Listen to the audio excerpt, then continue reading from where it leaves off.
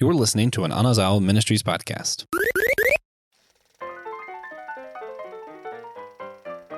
All right, everybody, it is that time of the week again, time for the SG Drive-In episode. Now, guys, playing this week is a movie that is near and dear to my heart, not just because we have the same birth year, but because this is one of those movies that shaped an entire fandom for me.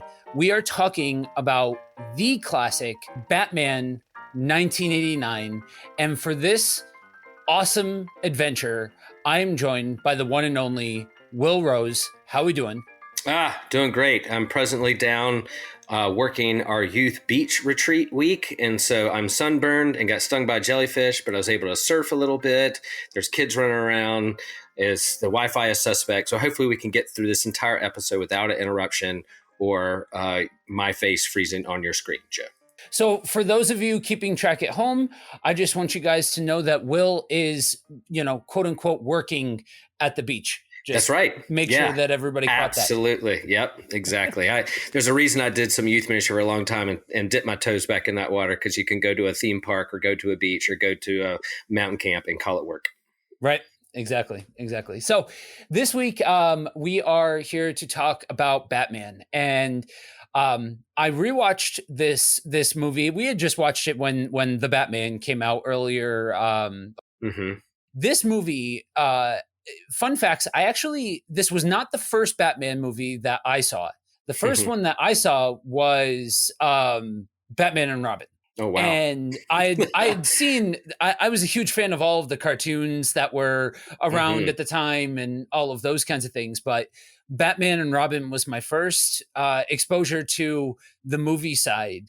And I'm a little kid, so it was not all of the issues, we'll call them, with those later live action, that era of Batman movies.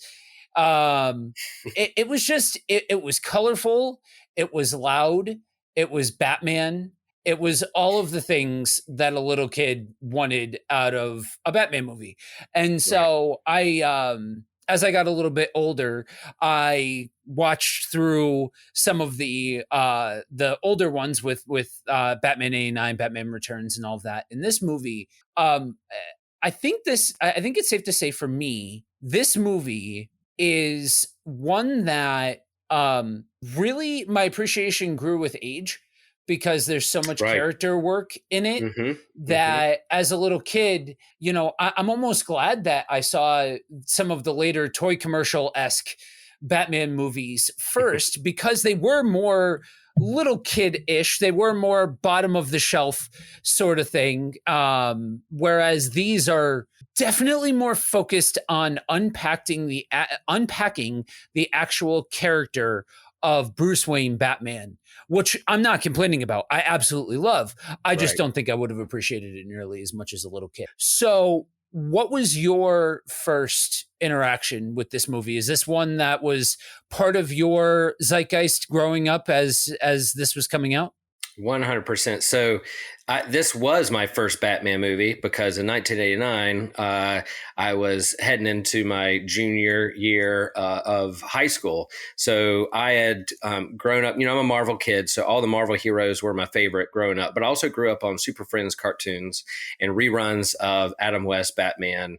And so there was always that kind of Batman hype in the DC universe. I did like Supes. I like Superman a lot, but Batman was my favorite on the DC side. And so I would dabble into the toys and the cartoons and the TV show and comic books growing up. But when this movie was coming out, the hype and the promotion leading up to it, I'd seen the Superman movies in the theater with my parents as a kid. Like that was kind of a family outing. My dad hated going to the movies, but some of those big movies he would all take us to go see. And so you had the first kind of resurgence of superhero in the movies was Superman. It was, the 70s Superman. And then you get, here comes another superhero movie down the line, and the promotion leading up to Batman 1989 with Tim Burton and Michael Keaton and Kim Basinger and Jack Nicholson as the Joker, and the Burger King Coke commercials with the tumbler glass of Batman. You had the Batman symbol in the oval with the yellow, was just everywhere. I just remember that promotion so much. And so when we finally got to see the movie, it was a lot of fun. And so that literally was my first Batman movie, because it came out in real time when I was in high school.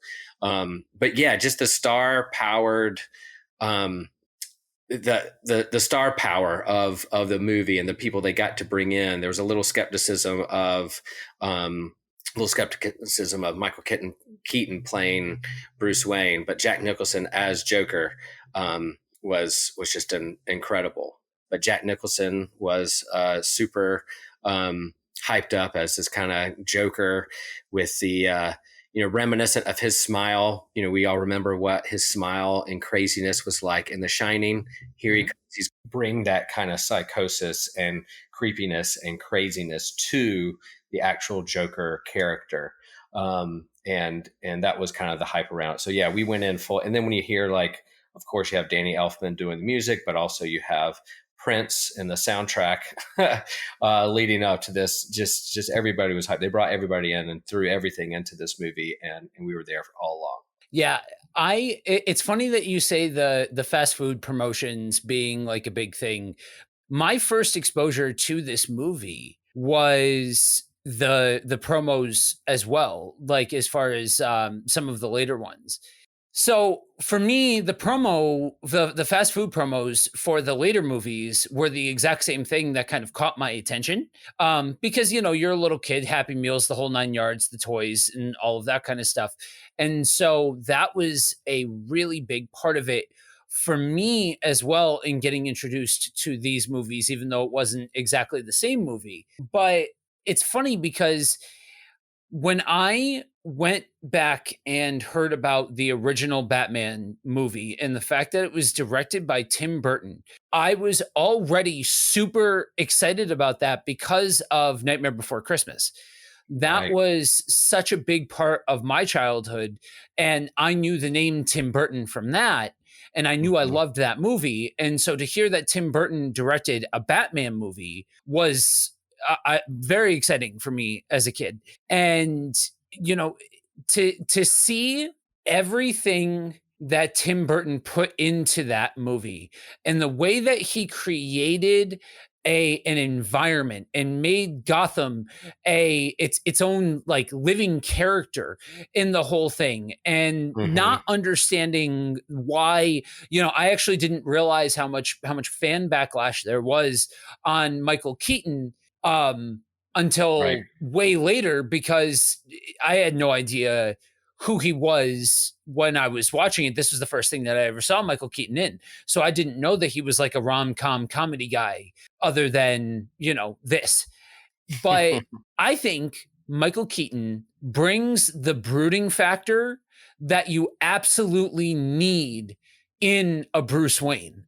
I think he's able to emote in a way that brings this character, a new dimension of this character that for somebody like me in my age bracket really lines up well with Batman, the animated series. You watching this movie, you can 100% see where this movie laid the groundwork in the fingerprints for BTAS in such a remarkable way, from the soundtrack to the imagery to the suit and so on and so forth. So for me, it was like bringing BTAS to life. Yeah. When did Batman the Animated Series come out? What year was that? I remember I was in college, I think, when it started coming out. 93, I think. Yeah. Yeah. So that's not far off. That's only 4 years off from this movie, in terms of, you could almost say that like that wouldn't have happened without the hype for this movie. Right. And that this movie launched this whole new series of comic book movies and heroes without this movie, and the risks that they took, the casting risks and all those things. Yeah, and then I would say too that you think geeks would learn, but in terms of the backlash against like he can't possibly Bruce Wayne. He's a rom com.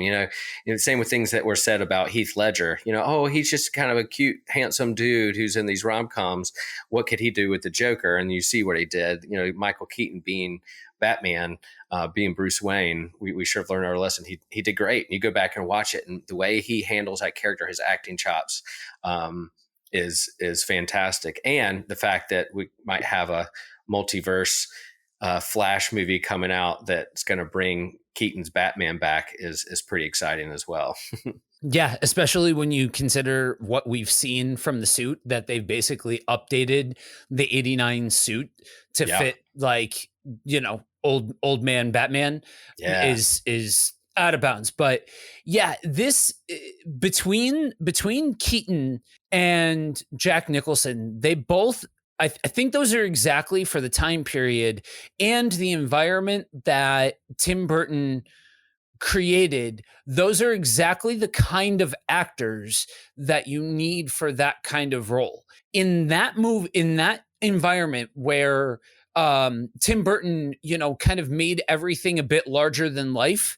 Mm-hmm. A Batman like Christian Bale doesn't work. A more serious, gritty Batman like Robert Pattinson's Batman doesn't really work. This is one that needs to be a little bit more emotional and a little bit more character driven rather than, mission driven or, grit or realism.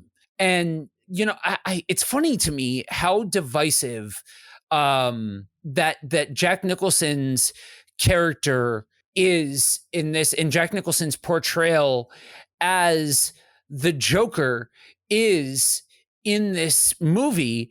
Because if you look at the if you look at Jack Nicholson's rendition of Joker and then you look at what came before it, all really he's working off of is anything from the comics and Cesar Romero. Right. And Cesar Romero was ridiculous.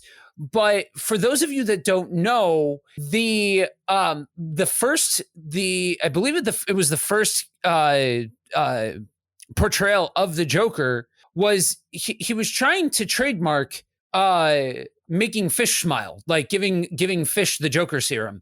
And and it was ridiculous. You know what I mean? And so we all, in a post Batman Begins world, in a post, we need to try and make Batman as serious as possible, and I am Batman, and all of this kind of stuff. We kind of have lost the rabbit on the fact that these movies were not always meant for that. That's not what these movies were always trying to portray. And I think honestly, for me, even Cesar Romero, I can see the I can see the gravity of. So you mean to tell me this wackadoo is going to come up to you laughing like a madman, dressed up like a clown, and he's going to kill you and enjoy every second of doing it? Like, oh yeah, no, that's nightmare fuel, guys. That's absolutely nightmare fuel. And so for me, having Jack Nicholson pulling on that thread, having Jack Nicholson really much more full, in a much more full-bodied nature, bringing that style of Joker into existence, what was honestly chef's kiss, because you had this ridiculous oddball in Cesar Romero that obviously was a lot campier, a lot, hamming it up and all of those kinds of things. And then all Jack Nicholson did was, make those same kind of adjustments that he made for The Shining and made that the Joker. I thought that was awesome. We just need to make sure that we're not trying to compare it to other renditions of the Joker from along the way. You know what I mean? And honestly, you don't get, when you look at the full breadth of the lineage of Batman and Batman's characters and all of those kinds of things. Fan beloved Mark Hamill's rendition of animated Joker. Don't get me wrong. That is my Joker. I loved Heath Ledger's Joker. I thought for live action, pound for pound, if you really want to make like an authentic Joker, okay, cool. I see the value there. But for me, Mark Hamill's Joker ticks every single box.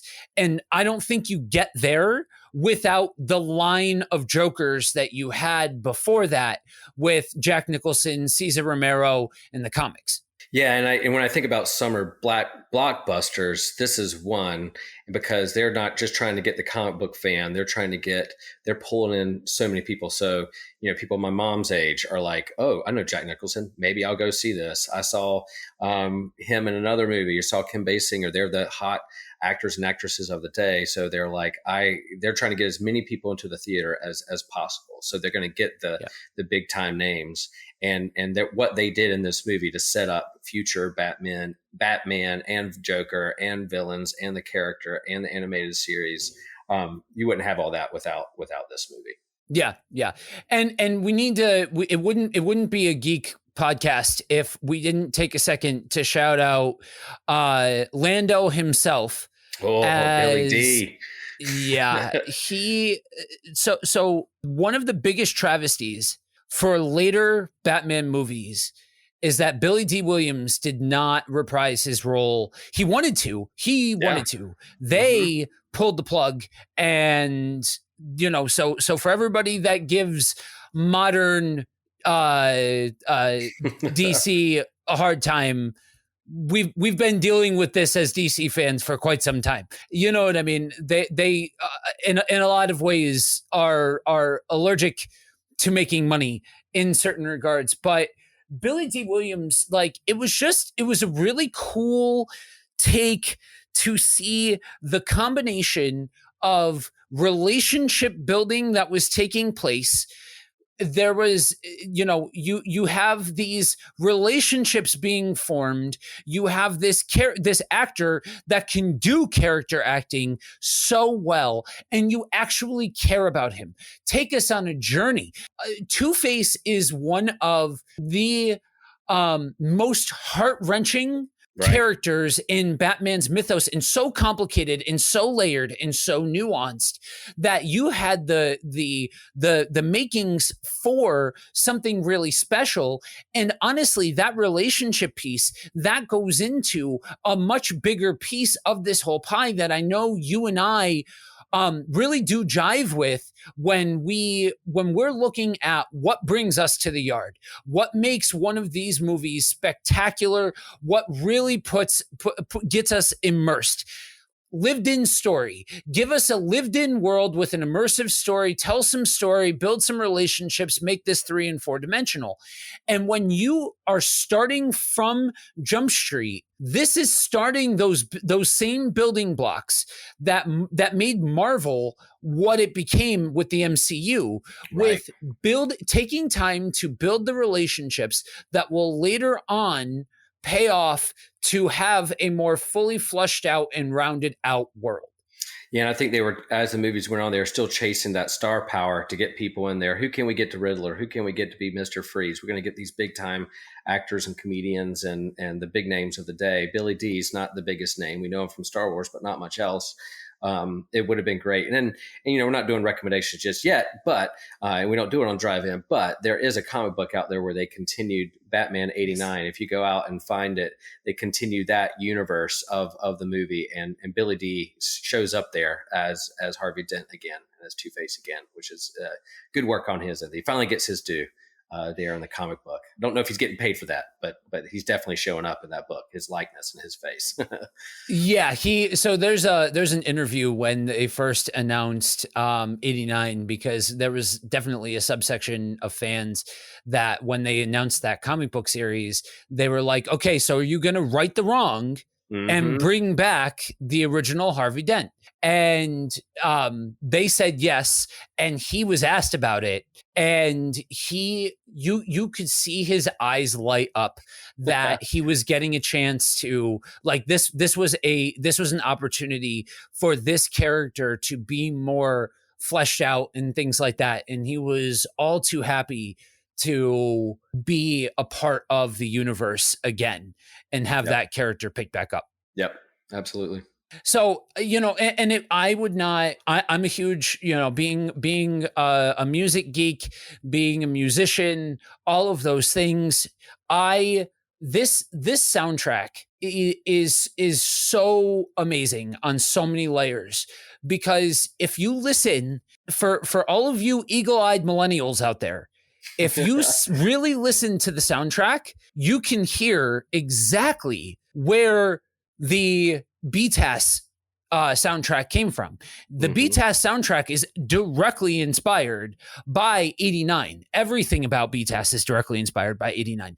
And this is, to me, being able, it's kind of like Halloween, right? The original version of Halloween that was shown, John Carpenter will go on record to say that his original version of Halloween was shown to a sampling audience without the soundtrack, without the dun, dun, dun, dun, dun, dun, dun. None of that was in there, and it was universally panned. Everybody hated it. It was boring, all of those things. He added that soundtrack and it changed everything. Wow. While I don't think it's that black and white with this movie, because there's so much stuff going on, that soundtrack turns the volume up to 11 in a lot of very key points and makes a movie that would have otherwise been good and puts it up to that great and, really epic tier of movies that we, two guys from two different generations, can come together and share their love of this movie generations after this movie came out. Yeah, it's like that YouTube. You can go look on YouTube too. It's like the end of Star Wars. Music makes all the difference. If you look kind of the medal ceremony, and you can watch it without the music, and it's just them walking down the hallway, and it means nothing. It's very unceremonial. And then you take away the music, it's not the same thing. So when you add the music, you add the soundtrack. Music makes all the difference. The tone, the beats, and so Prince doing this soundtrack, Danny Elfman doing the theme, makes this movie, a lot of what it is. Yeah. Yeah. So one of my favorite things about this movie as an adult, and I alluded to it before, that when in this movie, we really see, almost a deconstruction of sorts of Bruce Wayne Batman. That there's a lot of character poking and prodding in this, in a way that explores a side of Bruce Wayne that the other movies don't. The other movies, other iterations, I should say, of Bruce Wayne, even within this same universe, with like the Joel Schumacher movies and on through Batman Begins and so on. Right. We're always so focused on, how does Bruce Wayne become the Bat? How does he, and what kind of cool stuff can we see with him as a Batman? And a lot of times it kind of gets relegated to, Bruce Wayne is nothing more than a party boy cover identity for the Bat. And while there that is an aspect of the Bruce Wayne persona, even with beloved BTAS, there were still hints of that. But there's more story to be told about a kid who went through the drama of his parents dying in front of him, and to reconcile, decides to dress up like a bat and go and fight crime. That means somebody needs lots and lots of therapy. And we were willing to explore that at a level that I don't think other movies have dared to touch and explore. And to me, yeah, we can all poke fun about the fact that like Batman can't turn his neck. The cowl is hard plastic, and so, or hard rubber, and so he Right. can't move his neck and stuff. But all of the other pieces lend to this movie that is the final product is bigger than the sum of the individual parts. Yeah, you can nitpick certain things in the movie, where it's costume or how people are acting or what actor they got or actress to play a certain thing. But the whole story of Batman's origin and why he is the Bat and why he's fighting crime is all there. And again, the reason I like Batman is he took tragedy and his turn was, yeah, I got all the money, I got everything I need, but except this emotional connection with my parents, which I lost. Money can't buy everything, but it can fund and resource making sure that no one else experienced the same thing that I did. And I'm going to fight for that. And so, but the Rogues Gallery, they have tragedies and they want everyone else to experience what they experience. They want to unleash chaos. For Batman, wants that chaos to go away and wants to help. So that's my attraction to Batman and how you can pull apart those pieces over and over again. Yeah, I'm glad that the recent Batman movie didn't have the full origin story. They hinted at it, what was going on, but we've seen the murder in the alley and him coming out of the movie Zorro and the pearls going everywhere. We've seen that over and over again. But this movie needed it because it was the first time they have done it movie cinematically and needed all that. So yeah, that's part of his story, and I think that whole arc and capturing who Bruce Wayne is and why Batman does what Batman does, they pull that off really, really well. Yeah, and honestly, I really do think out of all of the countless over and over again renditions of Pearls and Popcorn that we've gotten, I think that this one's the best rendition. Of Pearls and Popcorn. And that's because it was the first time that it happened.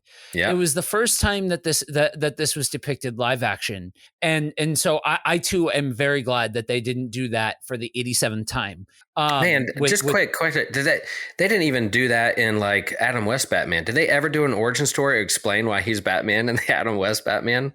I know they had did they ever the reason I'm Batman is because my parents were murdered and I want to make sure that doesn't happen to anybody else? No, they just fought crime, but yeah, you're right. The first time depicted on the screen is the Pearls and Popcorn, the origin story, why he's doing what he's doing. Yeah, they are the only other time before that it had been shown was the comics. There was renditions in the comics, but yeah, and honestly, as far as who was Batman in this, I think there's something powerful to the everyman being able to be Batman.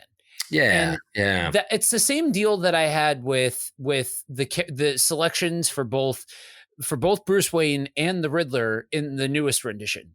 That it wasn't some big jacked up 6'5" dude that was playing the bad guy. It was just an everyday dude off the street. And Robert Pattinson did a pretty good job of coming across like an everyday man. He was a little bit closer to the pretty side of things, but like if you look at pretty systematically throughout that period of time between Keaton and Robert Pattinson, most to varying degrees of that time was spent with pretty boys as Batman.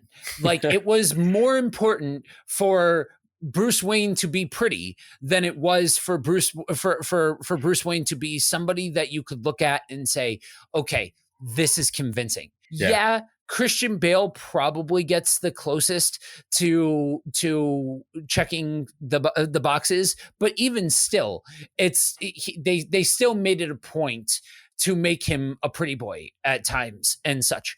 And so for me, the appreciation comes from being able to see somebody that, so this is some dude that you saw off the street. This is some dude that you ran into along the way whose parents died, and what basically went a touch of crazy because of it, and started beating up bad guys dressed up in a bat suit. Like, this is everyday man. You know what I mean? And like, for me, growing up as a kid watching stuff like Power Rangers and all of that, right? 5 teenagers with attitude. Every single one of them were pretty, knew how to do gymnastics, knew how to do like these very specific things that somebody, you know, an overweight kid from the East Coast could only hope to live vicariously through, and had no real connection with, because I hadn't, you know, started actually doing martial arts and all of those kinds of things yet. And so to me, there's something special about that. Yeah, I guess I get the power of being able to see through hindsight, but I definitely think that it's a little bit needless with some of the discourse and things. So yeah, with a movie like this, you know, there's just, it's nothing but praise, because these movies that we're going through now, you know, between this, you know, the last time that you heard from Will and I, we talked about The Godfather, and, you know, we talked about Phantom Menace and all kinds of all these different movies. So yeah, this is one of those movies that you can't help but heap all the praise onto, on all kinds of levels. It started an entire era of Superman movie, or of superhero movies. It started a whole era of stylization of how you do a movie. It showed a proof of concept that you could do something like this, and it could be a draw, that it would put the butts in the seats to be able to display superheroes in this kind of way, because this is before a lot of the other stuff that we saw. You know, this is one of those starts of an era for superhero storytelling on the big screen. So we have nothing but praise to heap onto this. Yeah, and go back out and watch it again. I think it's on the HBO Max, Warner Brothers. I think it was on Netflix there for a while. I don't know if it's off Netflix and now back on HBO Max, but it's easily accessible to hop on it. I was just looking on YouTube at the VHS intro, and they have like Bugs Bunny and Donald Duck. Not Donald Duck, Daffy Duck, because it's Warner Brother property, and so they're like promoting and telling you what to do to get ready on the VHS. So you can find those kind of clips on YouTube of the intro to the VHS release of Batman. Go hunt that down. It's only a couple of minutes. It's pretty fun. Yeah. So we bid you guys with 2 recommendations. Go watch this movie and go pick up the comic series. It is the comic series is a blast. It really is. It's a good time, especially if you're into this style of storytelling. Absolutely. So that is it for now. Thank you for joining us for another episode of the SG Drive-In. Tune in next week for another one of our wonderful lineup of summer blockbusters. And for now, we leave you with one thing. Remember that we are all a chosen people, a geekdom of priests. This was an Anazao Ministries podcast. If you enjoyed this show and would like to learn more about our network, be sure to check out the Anazao Ministries Podcast Network.